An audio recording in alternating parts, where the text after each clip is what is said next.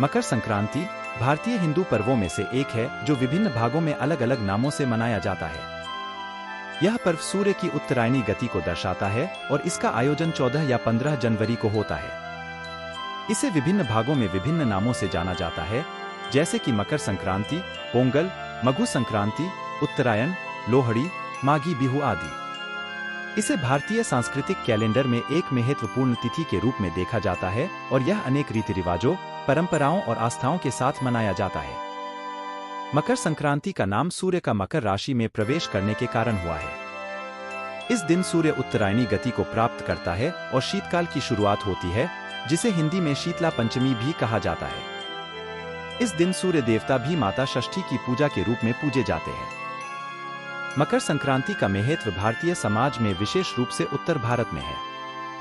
इसे विभिन्न राज्यों में अलग अलग तरीकों से मनाया जाता है, लेकिन सामान्यतः इसे खेतों में खेती की प्रारंभ होने का संकेत माना जाता है। इसे उत्तर भारत में लोहड़ी, मघु संक्रांति, बिहू, पोंगल, माघी बिहू आदि नामों से मनाया जाता है।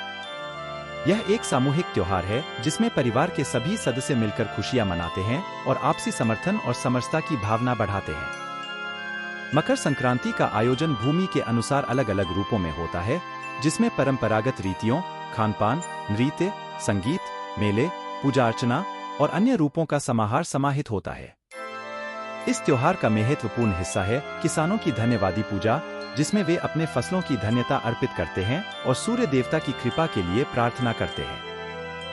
यहाँ मकर संक्रांति के बारे में विस्तृत रूप से विवेचन किया गया है। मकर संक्रांति का महत्व। मकर संक्रांति को हिंदू पंचांग में सूर्य का मकर राशि में प्रवेश के साथ जोड़कर मनाया जाता है।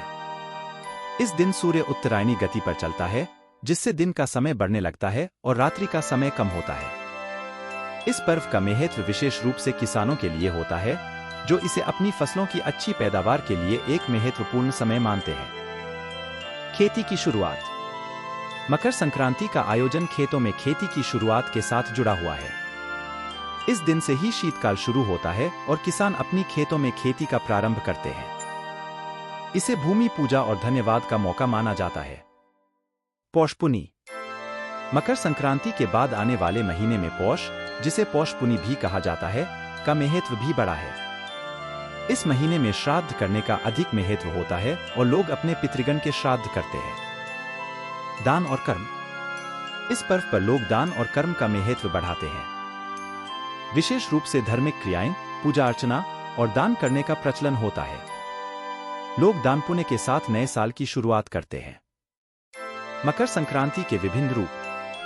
मकर संक्रांति भारत के विभिन्न हिस्सों में विभिन्न नामों और रूपों में मनाया जाता है। लोहड़ी। पंजाब और हरियाणा राज्यों में मकर संक्रांति को लोहड़ी कहा जाता है। इसे खेतों में खेती की शुरुआत और बच्चों के साथ खेतों में खेती का आनंद लेने का अवसर माना जाता है। लोग ब्राह्मणों को दान देते हैं और बोनफायर्स जलाते हैं। मघ बिहू। असम में मकर संक्रांति को मघ बिहू कहा जाता है। इसे बिहू पर्वों का एक हिस्सा माना जाता है और लोग धन्यवाद का इजहार करते हैं। यहाँ बागबुरी बनाने, खेतों में नृत्य और अन्य परंपरागत गीत नृत्यों का आयोजन किया जाता है। पोंगल। तमिलनाडु में मकर संक्रांति को पोंगल कहा जाता है और यह तमिल नववर्ष के साथ मिलता है। इसे धन्यवाद का त्योहार माना जाता है।